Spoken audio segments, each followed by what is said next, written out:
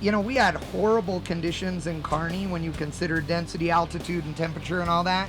People were thrashing, they were fixing stuff.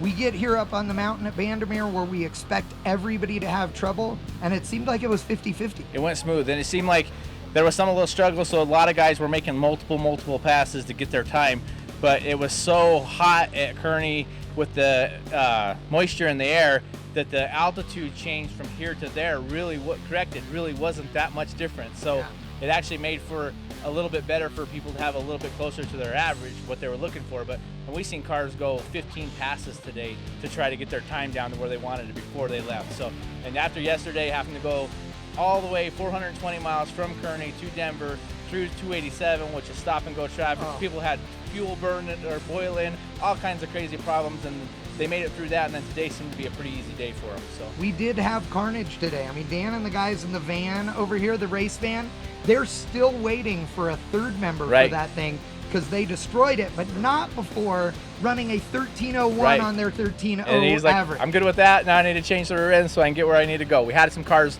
that we did lose over the last couple days. The Chevy pickup, they had a bunch of problems with fuel, and then he ended up having a wheel bearing go bad, the yellow Chevy pickup. And then Royce with the blown injected Mustang, it didn't make it. Darce with the 442, he had ignition problems, so we lost him. We lost the little import to Daytona, I think it was. We lost him, and then when there was one guy that got sick, he had to go home. So we lost some cars. I think we lost 5 cars. You know, so that sucks that we lost 5 cars, but that's not bad considering what the situation was. No, and the heavy hitters are still predominantly in here. I mean, McGilton, he had some issues with his car, so they trailered it here. They're not officially in the competition now, but they're still running. Yeah, they want to participate, put on the show. Absolutely. And they're chasing that thing, and I hope they get it figured out. It was the MSD box power wire was faulty at the battery. Yeah, he wiggled on it, and it actually pulled out. So they fixed that, but now they're going back and having to review their tune-up because they were trying to correct it for that problem. And, you know, and what's crazy is Unlimited class, we have heavy cars this year, all heavy cars. They're all the steel cars. They're all way heavy. Doug Klein's in the running. You know, he's number 1 and Larson's second, so he's going to have to chase him. And then we have the 55 that's on the back side of that trying to catch up to him. Doug's time was a 7:07 today. Better here than in Kearney. Yeah, and Larry's was an 8:14. He said, hey, I'm kind of hurt a little bit. Things are not as good as I want them to be. I want to make sure I can get to the next track. We'll hammer on it a little bit there. So he left with that 8:17. So if he wants to get it, he's got a long way to make up to catch up to Doug at this point. So.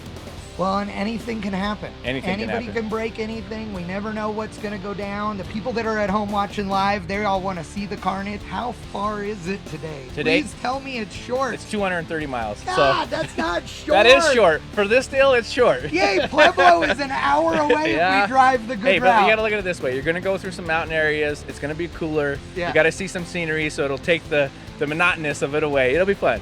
But we couldn't do this without great sponsors. And absolutely, we have all of these guys up here on the board which have stepped up this year, and we really appreciate it.